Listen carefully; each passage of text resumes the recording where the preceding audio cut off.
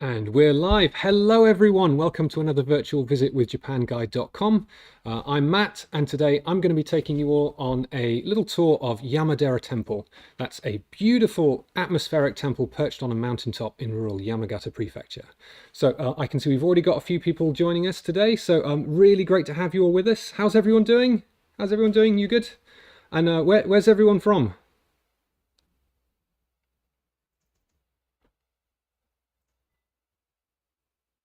No, don't want to tell me where you're from. Okay, well, not to worry. Well, anyway, today we're going to try. Oh, I can see. Uh, we've got Andreas again. Nice to see you again. Great, from Indonesia, Florida, Malaysia. Oh, fantastic. So we've got people from all over. Well, listen, it's really great to have you all with us today. Today, I'm going to try and respond to your comments as much as possible. So if you're enjoying the video, if you have any questions, if you'd like to share your own experiences, please don't keep it to yourself. Let us know in the comments and let's keep the conversation going a little bit. I can see we've got people from all over South America, the US. Really great to have you all with us today. Okay, so today we're going to start with a bit of an overview of Yamagata Prefecture and some of its other top destinations. Okay, so Yamagata is a prefecture in Japan's Tohoku region. That's the northern part of Japan's largest island of Honshu. And it's located along the Sea of Japan coast, bordering with Akita to the north, Miyagi to the east, Fukushima to the south, and Niigata to the southwest. The boundaries are largely formed by mountains, and the population is mostly clustered around a central plain. It's especially famous for fruits, especially cherries, and about 17% of the area is national parkland. So let's have a bit of a look at some other reasons to check out Yamagata Prefecture if you were going to visit it. Now, the first on our list is Mount Zao Onsen. Now, this is a volcanic mountain range on the prefectural border between Yamagata and Miyagi, known for some of Japan's most acidic hot spring waters. Around the Zao Onsen town, you'll find a number of public baths, including this really special one called the Zao Dai Rotemboro, said to be one of the most attractive in all of Japan. Probably worth noting that it's closed in winter. But as well as public baths like this one, many of the local ryokan are open to day visitors, so in one day, in one visit, you can try lots of different baths. Now, in summer, visitors can actually enjoy amazing views of this. This is the Okama Crater Lake. The name means cooking pot. I think from the picture you can tell why.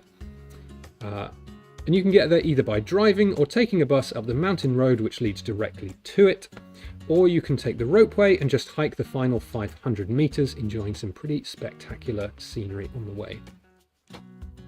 Now, in winter, the town turns into one of the country's leading ski resorts with over 30 lifts and courses suitable for skiers and snowboarders of all abilities. It's also one of the few places in Japan that you can see snow monsters. And these are these amazing kind of snowy structures that you can see in front of you. These are actually evergreen trees that trap snow and frozen condensation from the air. This kind of builds up and stays cold in the really cold air, frozen winds, creating this kind of otherworldly landscape. Now, these mostly form towards the summit and reach their peak around February. So if you wanted to see those, that would be the best time to go. Now, to enjoy the scenery, you don't have to be a skier or a snowboarder. They're illuminated at night. You can take just the ropeway up and enjoy them from outside, or even the comfort of a nice warm cafe. Now, the next spot on our list is Ginzan Onsen, a secluded mountain onsen town, originally a silver mine, which is what the name means. Today it's known for lots of beautiful ryokan, including many historical ones, and also a very modern one designed by the famous architect Kuma Kengo. Like a lot of hot spring towns, it's mostly pedestrianised so that you can kind of make your way around it at a nice sort of easy pace. Around it you'll find 2 public baths, and just like Zao Onsen, many of the local ryokan open their doors for day visits, so in a single day you can try out lots of different baths. It's especially atmospheric at night when these amazing traditional gas lamps come on, and even more so in winter when, as you make your way around, you might see snow clinging to the rooftops and collecting in the streets. Yeah, really beautiful atmospheric town that would be well worth a visit, especially for fans of onsen. I know there are a lot of you out there. Okay, the last spot that we're going to check out before we get started is the Dewa Sanzan. These are 3 very sacred mountains each with a shrine close to the peak. Also known as one of the most important centers of Shugendo. This is a really fascinating folk religion centered on mountain worship. I've come across it quite a few times now in the course of writing articles and exploring the country. It really, really is a wonderful facet of Japanese religion. The area is really remote and especially difficult to access in winter when only Mount Haguro remains open. Now, the most accessible of the three mountains is Haguro-san. Traditionally, this is the first stop on the pilgrimage of all three, and today can even be directly accessed by a toll road, although perhaps the best way to enjoy it is to take the path of just under 2,500 stone steps leading all the way from the base to the summit through this beautiful cedar forest. This amazing 5-story pagoda you can see in the image is one of Haguro-san's most iconic sites, and it's really close to the base. The highest of the three mountains is Gassan at 1,984 meters above sea level, and a road will take you here as far as the 8th station, from where it's a 5-kilometer trek through marshland, alpine flower fields and patches of snow even during the summer months. One of the amazing things about this, despite its high elevation, is just how open the landscape is, which means that all along the way you can enjoy this amazing scenery. Now finally, the last and most sacred of the three mountains is Yudono-san. Traditionally, you would get here from first climbing Gassan, that's the last one we looked at, and then descending from the summit. Now, famously, this mountain is considered so sacred and so important that visitors are asked not to talk about what happens inside the shrines. So, if you want to experience this, you're going to have to check it out for yourself.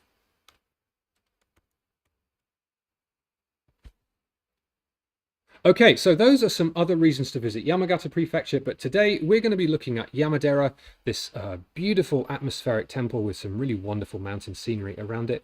It's officially known as Rishakuji, and it belongs to the Tendai school of Buddhism, and it's located just a little bit northeast of Yamagata City, central Yamagata City, I should say, located within the Zao Quasi National Park. Let's just have a quick look at how to get there. So the start of the trail is located just a couple of minutes walk from Yamadera station on the JR Sanzan line. And to get there from Tokyo, there are basically two approaches. You can take the Yamagata Shinkansen and change at Yamagata station, from where it's about 20 minutes, or the Tohoku Shinkansen via Sendai, which again is going to take you about an hour from there. Now, the Tohoku Shinkansen via Sendai is the fastest way, taking somewhere around 3 hours in total.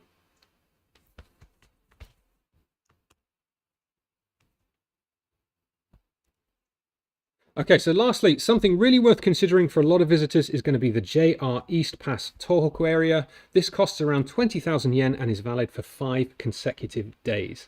Now, if you're taking the Shinkansen from Tokyo, you're already spending in excess of that. That's 12,000 each way for your round trip. So it's absolutely worth it, but please note that this is only available for non-Japanese passport holders. Now, if you wanted to pick one of these up, you can head to the ticket office at major JR stations in East Japan. You can use one of the automatic machines equipped with a passport scanner, you can buy it online, or you can check out the Japan Rail Cafe in Tokyo Station if that's near you. It's a really interesting spot and absolutely worth checking out in any case. The pass is available to buy at the counter there, and you can even get a travel consultation while you visit. Again, just make sure to bring your passport with you to any of those if you want to pick it up. And just as an alternative, the journey is also fully covered by the Japan Rail Pass. So that's just a bit of a quick overview of the access and other places you can see in Yamagata. I hope that some of you will consider adding that to your travel list. And now let's roll the video.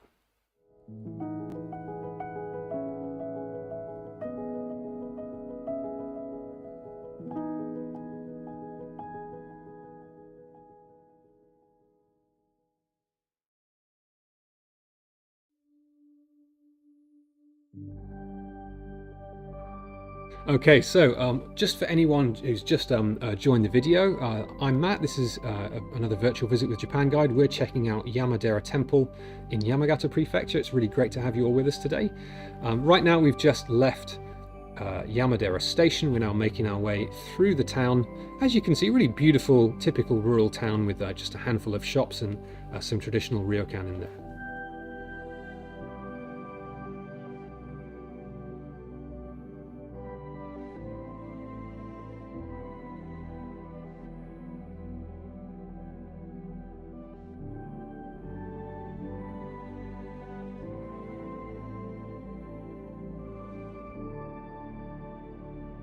Okay, so now we're just crossing the bridge over the Tachia River. Just for a moment here, the landscape really opens itself out, and we start to get a bit of a sense of this amazing surrounding scenery, which of course later on we're going to get an amazing open view of later on from the top. Just look at those forested mountains in the distance.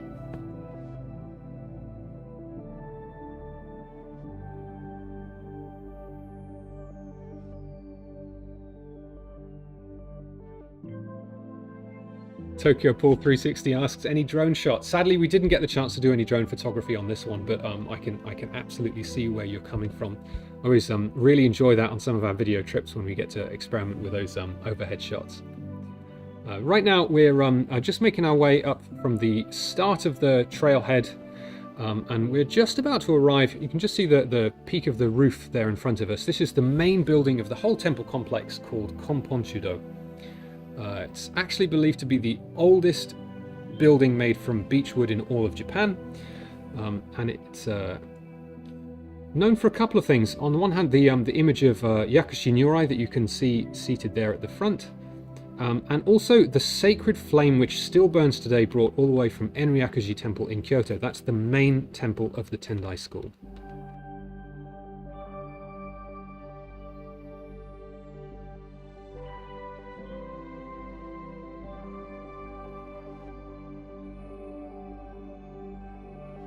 So here we are making our way into under this lovely torii gate and into a little shrine complex. This is the Hiei Shrine, which is a much more recent building, best known for the Sanno Festival.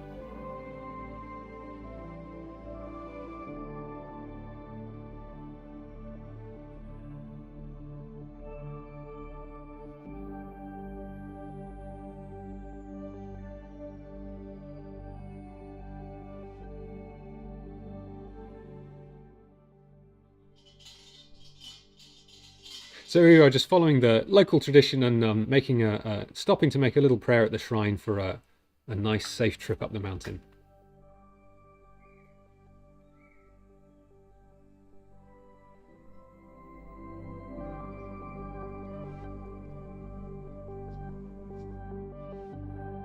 Right now, as we make our way out of that little shrine precinct, this building to our right is the treasure hall, and over here on our left in this really nice little sheltered spot is a statue of one of the temple's most famous visitors. This is the famous haiku poet Matsuo Basho, and to the right there, one of his traveling companions. We're going to find out a little bit more about him as we make our way up.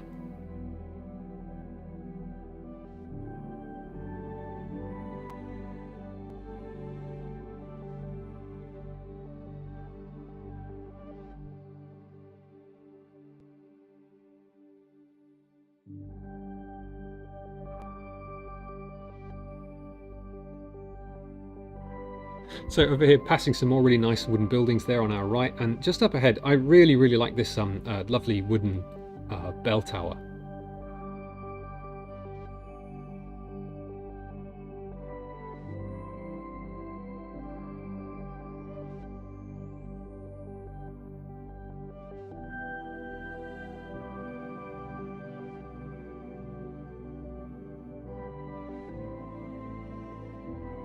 So just past the bell tower and these lovely colourful hydrangeas there on our left, this is the Sammon Gate, which marks the kind of the official start of the climb up the mountain. Really nice atmospheric wooden building that just perfectly sets the scene for this forest scenery and temple buildings we're going to enjoy.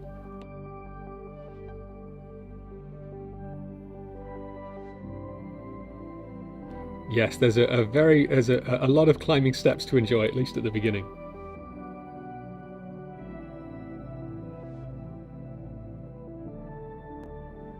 I absolutely agree that there's just something about the shape of that particular bell tower. I'm sure there are lots of them just like it elsewhere. That just something really nice about that silhouette. So right now we've passed into this beautiful forest. We're on the trail proper, just surrounded on all sides by these lovely trees. And as we look around, you're probably going to be able to catch just a bit of a glimpse of these really nice stone lanterns and memorial tablets just dotted throughout the forest.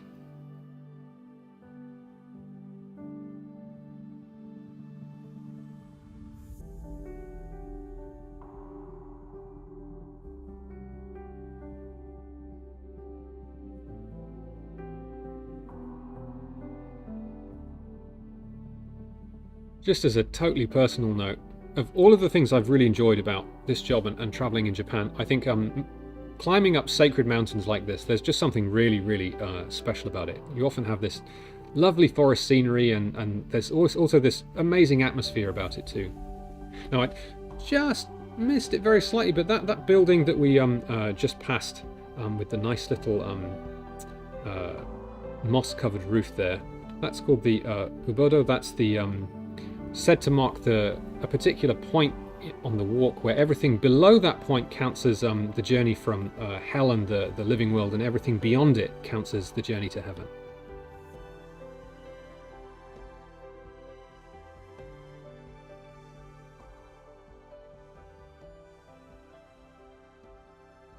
Now, another really atmospheric little thing about this forest as we made our way up, as you look into the woods, you'll sometimes see these beautiful little carved stone, I guess you'd call them stelae, almost like tablets, engraved with with relief carvings of Buddhas and other figures. Really, really fascinating and atmospheric. Just in front of us now, we see one of the first of several really amazing volcanic rock formations. And as you can see, a lot of these are carved with these memorial tablets.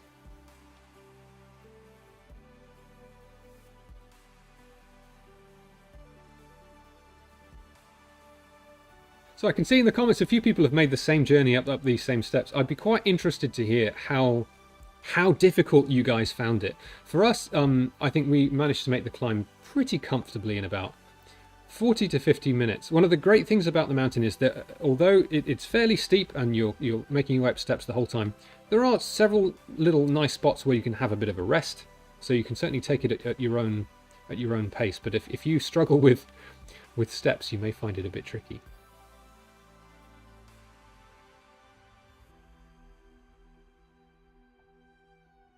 I think, as you can see from some of these shots, that these beautiful tall trees on all sides of the path here, there's something just really, really wonderful about them.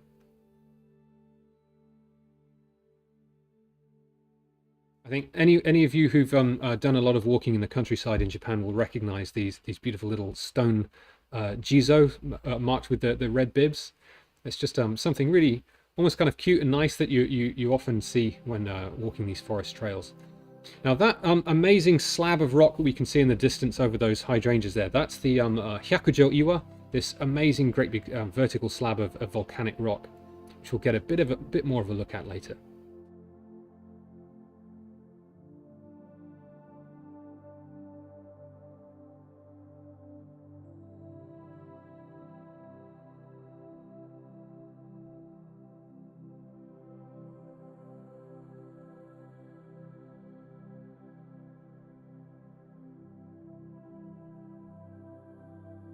So as we're just nicely gliding along these steps here, just on our right there's another really nice slab of weathered rock with those memorial tablets and offerings stacked up in the hollow underneath there. And just in front of us here, this is one of our favourite jizo, just since we spoke about jizo earlier on, with its red bib and its cute jaunty straw hat that someone's left on it, I guess. Really, really nice. And the sun seemed to be shining perfectly on it as well.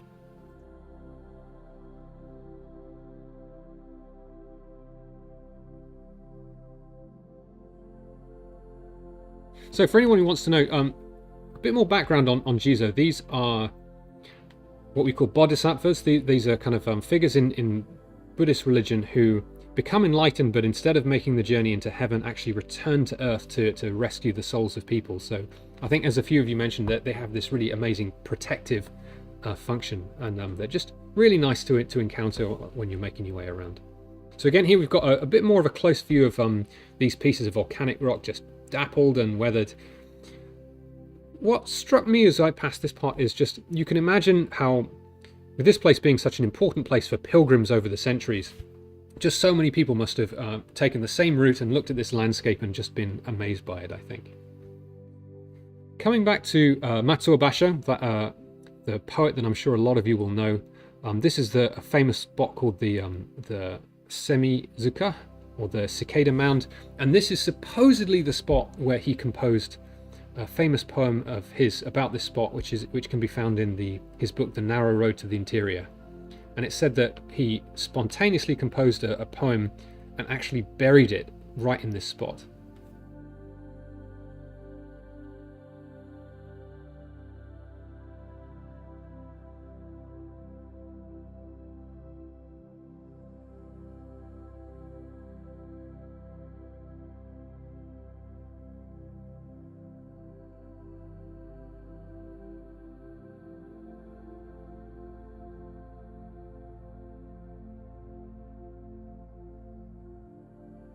So making our way up a few more steps here. There's some nice railings, as someone said, which is great. Just in front of us, those are Gosho Guruma offering sticks.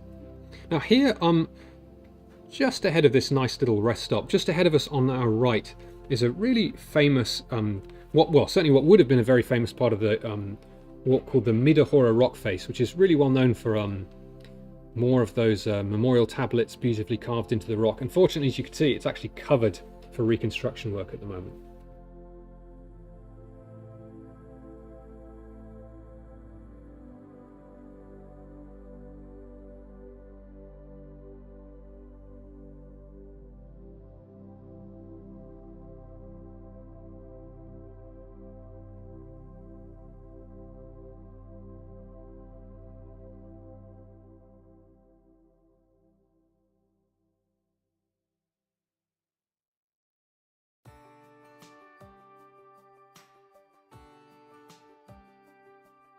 So there we are, just passing the Midahora rock, unfortunately covered, so we don't get to have a look at it this time. But this is where we're just shy of the upper part of the temple. As you can see, we've just got this wonderful view here of the Neomon Gate there, flanked by two lovely orange maple trees. Nice colourful hydrangeas, really, really wonderful part of the trip.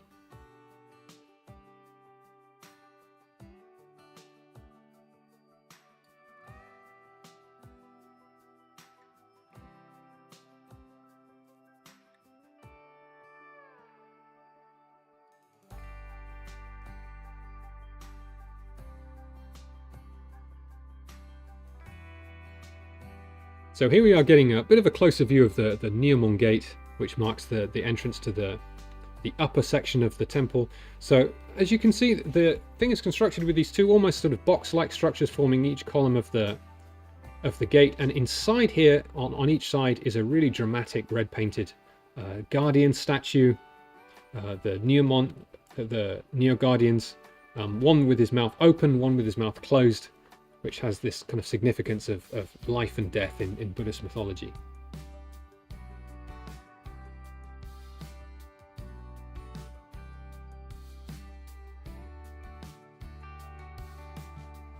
For anyone asking about hydrangeas, yeah, the really lovely thing about hydrangeas, of course, is they last a little bit longer than the cherry blossom, so you can enjoy them for quite a lot of the summer, which is really good.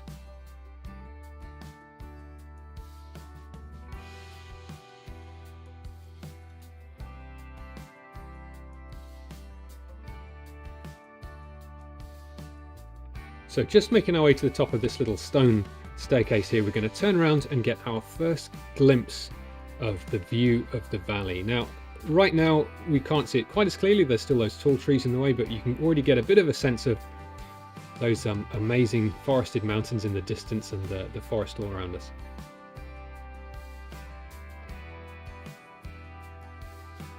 I think as someone was just mentioning in the comments there, honestly, hiking mountains in Japan and really getting into that is always one of the high points of my job at the moment. I always used to enjoy it, but since I came back this time and I had the chance to make some climbs with Joe Mignano, he's introduced me to some absolutely wonderful spots. So here we are looking at the first of several sub-temples here in the complex. This one is called Shozoin. It's known for a standing statue of the Kannon Buddhist goddess, and in just a moment you get to see me spinning a prayer wheel. So this, as you can see, is inscribed with kind of a Buddhist sutra or chant, and just by spinning it, it's said to have the same effect as saying it out loud.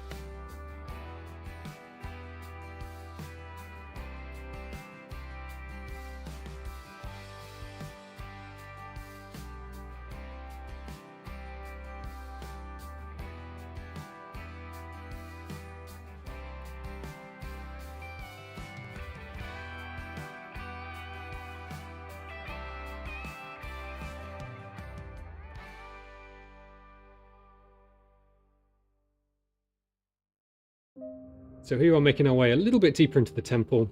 Just ahead of us we can see a really nice little rest stop selling drinks and snacks and souvenirs and things like that. Just wanted to give a quick shout out there to Jill St. Ruth. Really nice to hear that you've made this the same walk and it brought back some memories for you.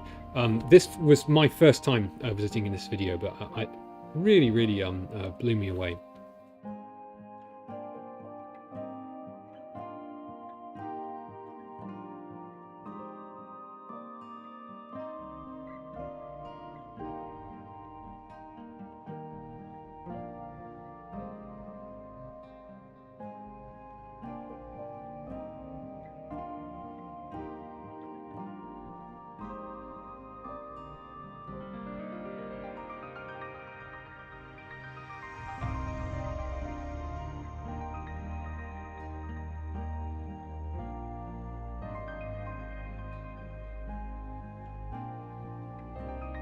So just here on our right, this is the second sub-temple we're going to look at. This is Chusho-in.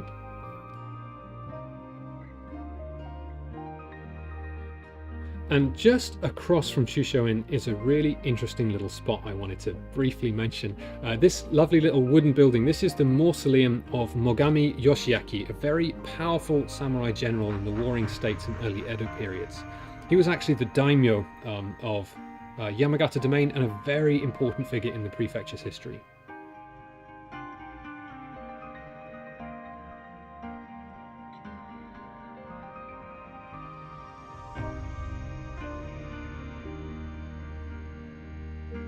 So here we are in the innermost part of the temple. This is the Okuno-in area. Just in front of us is this very large standing bronze lantern. This is the Kanetoro lantern, made in 1895 and listed as one of Japan's 3 most precious lanterns for people who like their lists.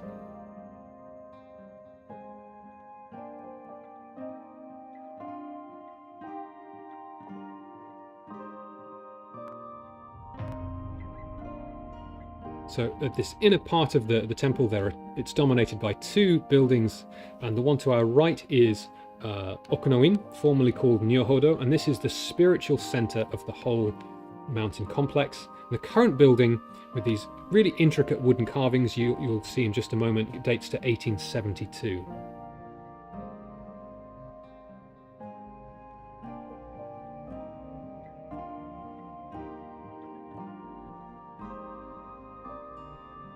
And that building over there on the left, that is the Daibutsuden Hall, known for a large 5-meter statue of Amida Nyoroi. That's one of the most important Buddhas in Japanese religion. Really nice one. And really nice to hear some appreciation for the history. I'm a big history nerd, so it's nice to hear some people are enjoying it. This building just in front of us now, this is the Kyozo, the Sutra Repository Hall. That's a kind of archive of Buddhist texts with loads of just the sutras are stored in there. I thought it was interesting that you could see the manji symbol, the mirror image of the Hindu swastika featured there on the top. Right now we're making our way around a nice shaded path to another sub-temple called Kezo-in. We had to just sort of take a moment to enjoy this amazing view of the valley from there.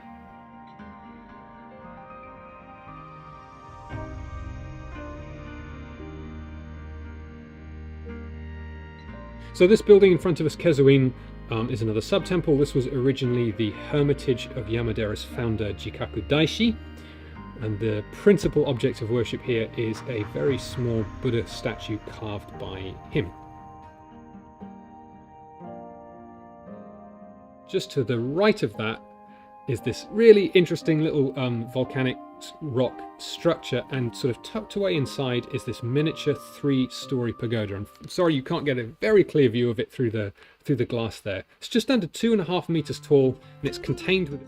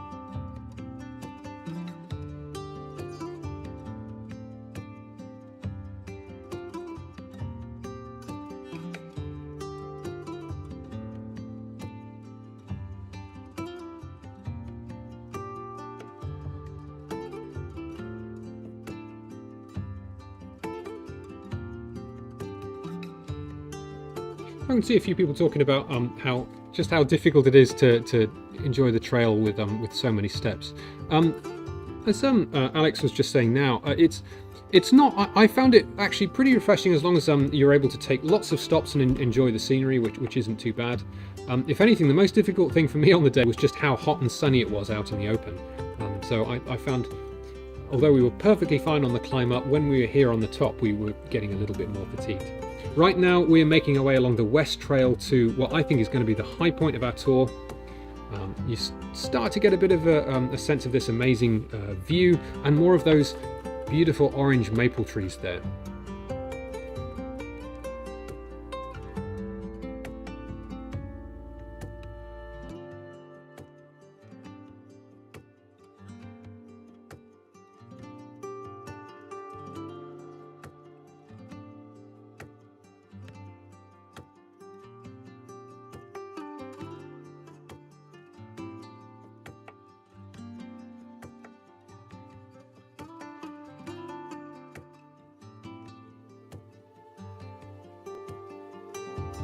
So this is one of the really iconic views of the place. The two buildings in front of us, the larger one on the right is the Kaizando, or Founders Hall, dedicated to Jikaku Daishi, the founder of the temple. And the present building dates to 1851. That small, interesting one on the left of that, just tucked away on top of the rock structure there, that is the Nyokodo. And that is a repository of Lotus Sutra texts, each one hand-copied at Okunoin, that innermost part of the temple we saw just now, over a 4-year period. Now that smaller building is even older than the other one. It was made in 1599, again by Mogami Yoshiaki, the samurai warlord we met earlier on. And it was renovated in 1705 and again in 1987, but I think underneath that it's essentially the same structure. Right now we're making our way up the very last stretch of steps. No more steps after this, I promise. And this is the Godaido Hall, where we're finally going to enjoy that amazing view of the whole valley.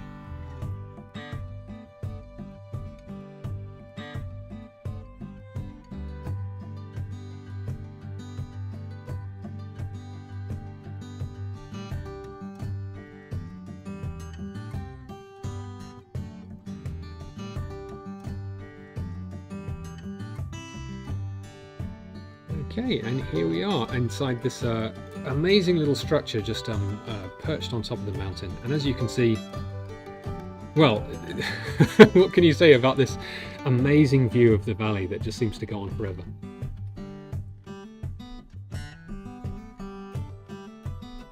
This other little observation deck on the far side is called the Tainaido.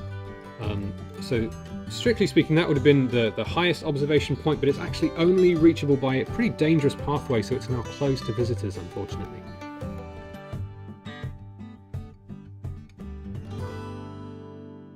And there we go, just one last view of the mountain from ground level. You might just be able to have made out the buildings just tucked away there at the top. So that was our tour of Yamadera. I'm so glad you all enjoyed it. Thanks so much for joining us today. So what I'm going to do now is stick around for a little bit and see if I can answer maybe a few more questions, maybe some tricky ones that I didn't get to during the video itself. So let's have a quick look.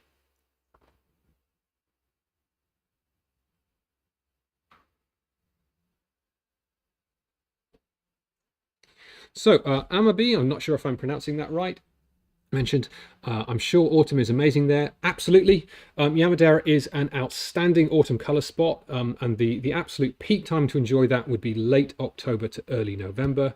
So really, really wonderful place. Just wanted to briefly take you guys back. I'm going to see if I can pull this off.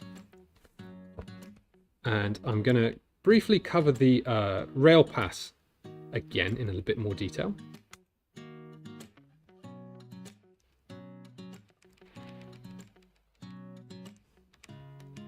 Oops.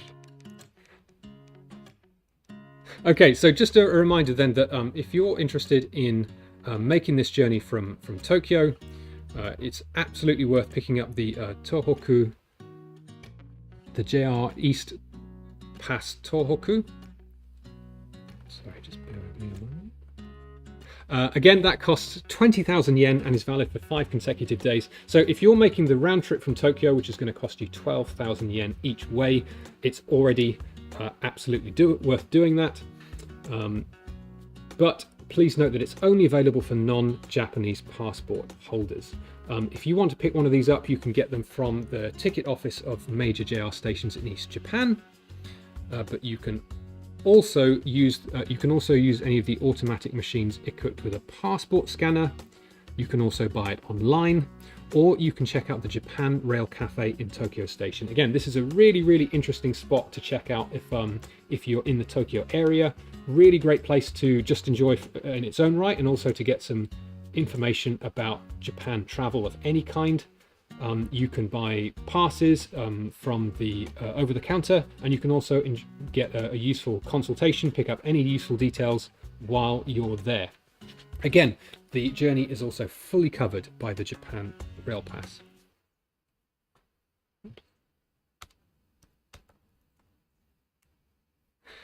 Okay, let's check out some more questions.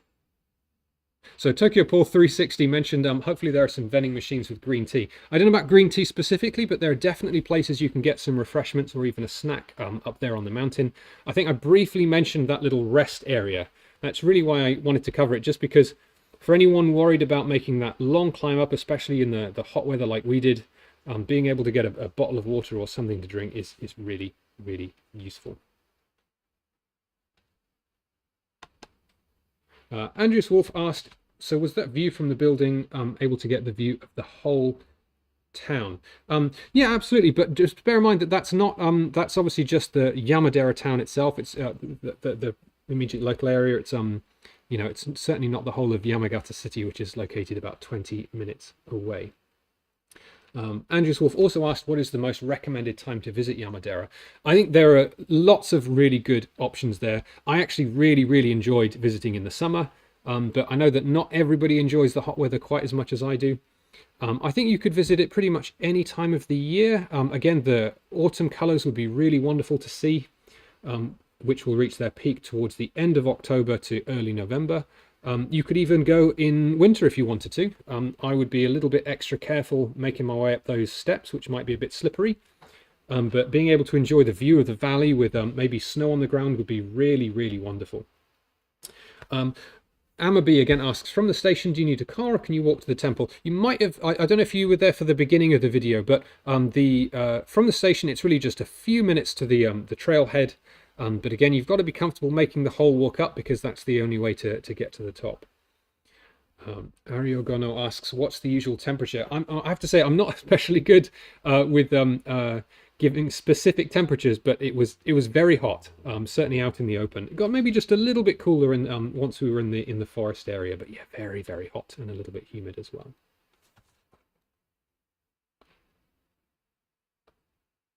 So Andre Verde asks how long it takes. I'm sorry if I'm butchering the pronunciation of your name there. For me on the day, I think it took us about 40 to 50 minutes to make the climb, which was quite comfortable. We didn't feel too rushed. And then exploring the temples on the top. It's actually quite a small, fairly contained area, so I think you could, you know, have a really good look around and enjoy all of those key spots, certainly within an hour. So yeah, so within 2 to 3 hours at the most, you could have a really good experience there, I think.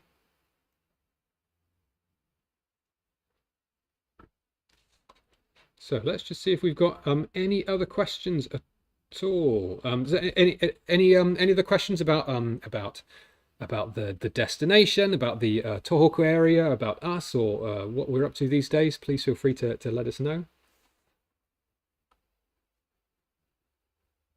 And for any of you who've actually been to the temple before, please do let us know how you think we did. For us, for me, it was my first trip, so I certainly hope I didn't miss anything important on the way. No? Okay. Well, I guess that's all we have time for today. So everyone, thank you so much for joining us. I really appreciate it. I had an absolutely lovely time making my way up the mountain and enjoying those really nice temple structures on the top. So yeah, everyone, thank you so much for joining us today. Now, just to give you a quick update, our next live stream is going to be on the 14th, when Reina is going to be taking you inside a sake brewery in Fukushima. So I really hope you will all be there and join us for that. So once again, everyone, thank you so much, and I will see you next time. Goodbye, everyone.